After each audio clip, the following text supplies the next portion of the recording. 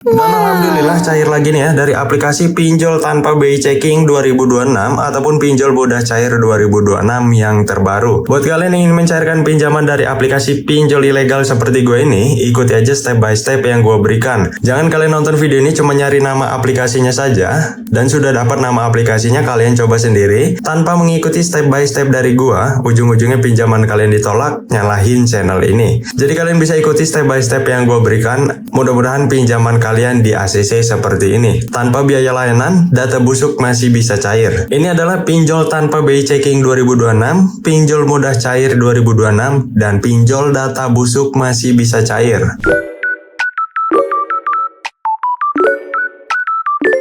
Oke teman-teman, langsung aja di sini ya kita coba aplikasi pinjol yang katanya tanpa BI checking di tahun 2026 dan bisa cair ke Dana. Untuk tampilan utamanya kurang lebih seperti ini, memberikan limit hingga 5 juta rupiah, tenor 180 hari, bunga minimal 0,05% per harinya. Untuk proses pinjaman ada 4 step. Buat kalian yang ingin mengikuti step by step dari gua, langsung aja siapin KTP dan juga handphonenya. Berhubung aplikasi yang gua bahas ini adalah pinjol ilegal ataupun pinjol yang tidak terdaftar di OJK, jadi gue saranin kalian jangan menggunakan handphone pribadi. Kalian bisa menggunakan handphone cadangan, ataupun buat kalian yang hanya mempunyai satu handphone, lebih baiknya backup dulu data-data kalian terlebih dahulu ya, data-data pentingnya, karena jika mengajukan pinjaman di aplikasi yang satu ini, handphone kalian itu akan tersadap. Untuk menghindari hal-hal yang tidak diinginkan ya, seperti sebar data ataupun yang lainnya, kalian bisa backup data-data kalian terlebih dahulu. Nah, untuk memastikan ini benar tanpa BI checking atau tidak,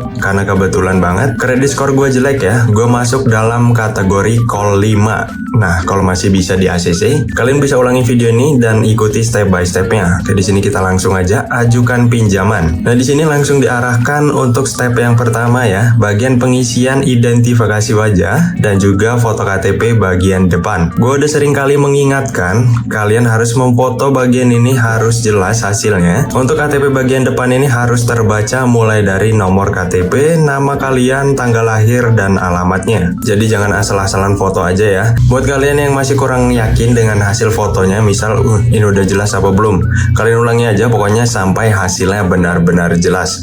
Jadi sini gua akan isi terlebih dahulu ya untuk step pertamanya. Setelah kalian memfoto KTP bagian depan, maka tampilannya akan muncul seperti ini. Kalian harus melanjutkan ya. Ini kan terisi otomatis bagian nama sesuai KTP dan juga nomor KTP-nya. Jika sudah terisi otomatis, lebih baik kalian koreksi terlebih dahulu sebelum kalian masuk ke step berikutnya ataupun klik lanjut di sini.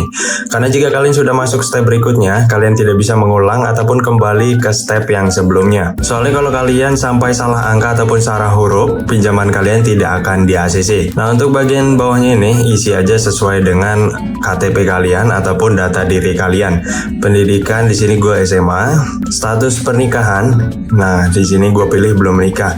Misal kalian sudah menikah tapi di KTP belum menikah, kalian isi aja di sini belum menikah ya. Oke, di sini kita langsung aja ke step yang kedua. Untuk step yang kedua di sini mengisi alasan pinjaman, pekerjaan, nama perusahaan, pendapatan bulanan, dan informasi alamat. Kalian ikuti aja step by step dari gue. Alasan pinjaman kita pilih di sini biaya kesehatan. Untuk pekerjaan, nah ini penting banget. Kalian pilih aja karyawan swasta di sini. Setelah itu nama perusahaan ini kalian masukin diawali dengan CV ataupun PT. Cari di Google, nggak usah repot-repot. Ada banyak sekali tuh CV ataupun PT yang masih beroperasi. Dan yang harus kalian pilih adalah lokasi CV ataupun PT-nya yang terdekat dari lokasi KTP kalian. Untuk pendapatan bulanan, kalian isi aja di sini 4 juta rupiah. Dan untuk informasi alamat ini adalah informasi alamat tempat kerja kalian. Nah, oke, di sini gua akan isi terlebih dahulu ya untuk step yang kedua. Setelah itu kita akan masuk ke step yang berikutnya. Untuk step yang ketiga, di sini mengisi 3 kontak darurat. Nah, ini penting banget kalian jangan sampai mengisinya dengan nomor yang tidak aktif.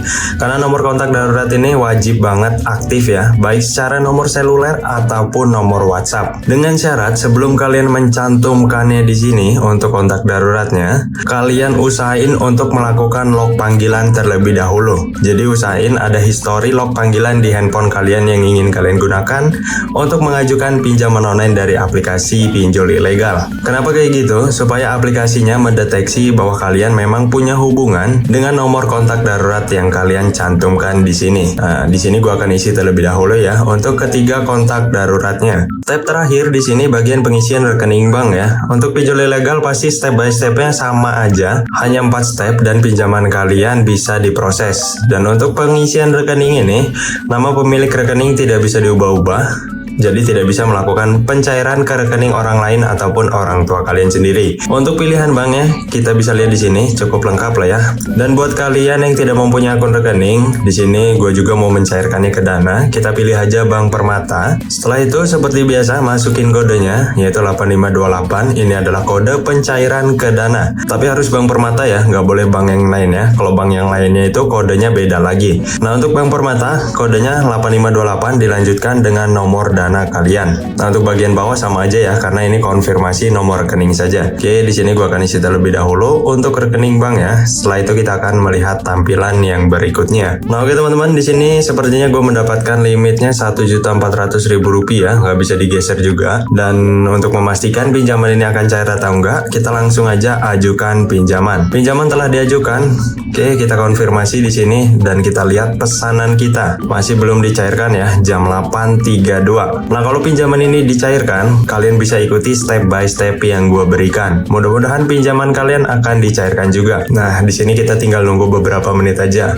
Kalau cair syukur ya, kalau nggak cair ya udah ya, berarti aplikasi ini bohong. Katanya sih tanpa BI checking. Dan alhamdulillah teman-teman, di sini pinjaman gue dicairkan, berarti aplikasi ini benar tanpa BI checking senilai Rp1.400.000. Tapi gue nggak tahu di sini beneran cair ke Dana gue atau enggak, karena biasanya scam ya, telah dicairkan tapi di rekening Dananya tidak masuk. Nah seperti yang kalian lihat di sini, pinjaman gue telah dicairkan juga di rekening Dana gue senilai Rp1.400.000 juga. Jadi tidak ada biaya potongan ataupun biaya layanan. Nah kesimpulannya, kalian bisa ikuti step by step yang gue berikan supaya pinjaman kalian dicairkan seperti ini. Nah untuk nama aplikasi yang gue bahas tadi bernama Pinjam Amanah. Kalian bisa temui aplikasi yang satu ini di Google Play Store handphone kalian ataupun di Get Apps handphone kalian. Aplikasi yang satu ini sudah terunduh sebanyak 1 juta unduhan, memiliki rating 4,6 dari 54.000 ulasan. Nah ini adalah solusi buat kalian yang pinjamannya selalu ditolak ya, tapi khusus buat kalian yang pernah melakukan pinjaman di aplikasi pinjol ilegal saja. Buat kalian yang gaptek soal pinjaman online ilegal ini, mending gak usah melakukan pinjaman online di aplikasi pinjol ilegal. Buat kalian yang sudah mencairkan pinjaman dari aplikasi yang satu ini seperti gue juga, kalian bisa komentar di bawah ya, untuk membantu teman-teman yang lainnya yang lagi kesulitan mencari pinjol tanpa BI checking 2026, pinjol mudah cair 2026. Sampai bertemu di video selanjutnya, see you next time.